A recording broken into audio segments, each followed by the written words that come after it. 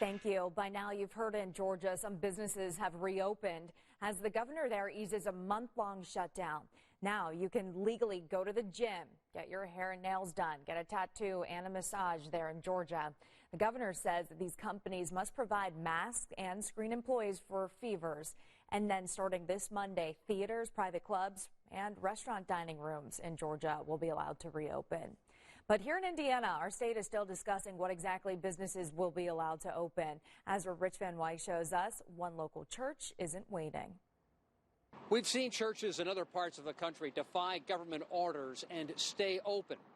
I-Town Church here in Fishers closed for 5 weeks, but it appears to be the first in the state who believes it can reopen, follow the rules, and keep its worshipers safe from COVID-19.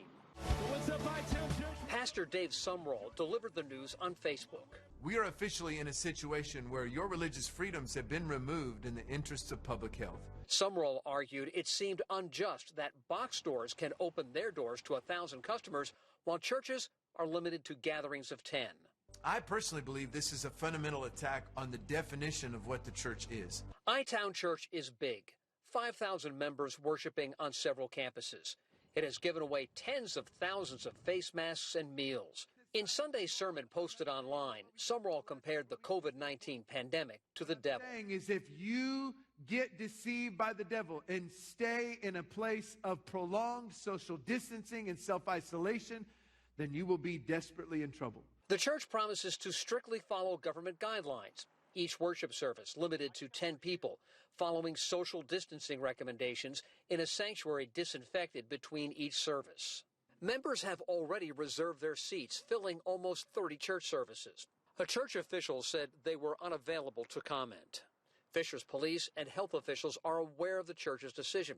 They've notified the state police to, if necessary, enforce the governor's executive orders, banning assemblies to no more than 10 people. Time right now is 6:35. Indiana's stay-at-home order runs through May 1st. That's next Friday.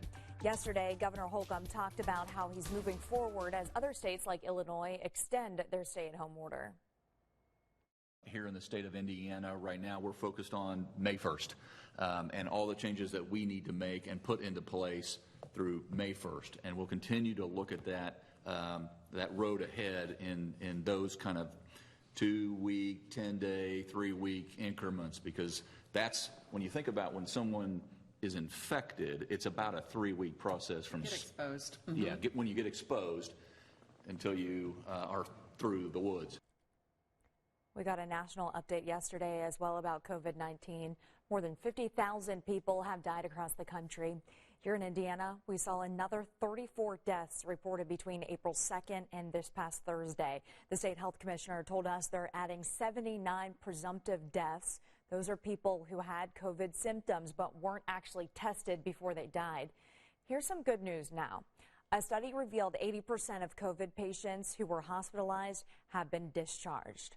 While the rush is on with small businesses preparing for another round of federal relief funding, the president signed this latest measure Friday, so another $320 billion is on its way to business owners in need.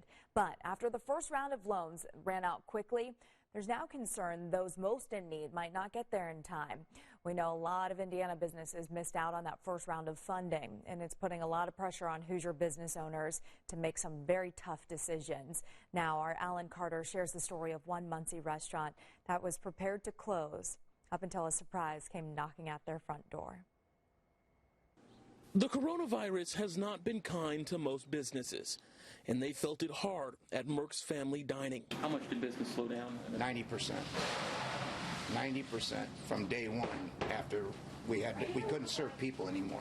The virus nearly upended a decade of service in MUNCIE. Matters made worse when the owners couldn't get a government small business loan. We were going to close, yes.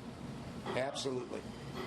When we got turned down for the loan, we couldn't do it. And that led to this Facebook post that they tried to stay open, but can't pay the bills. That was until the following day.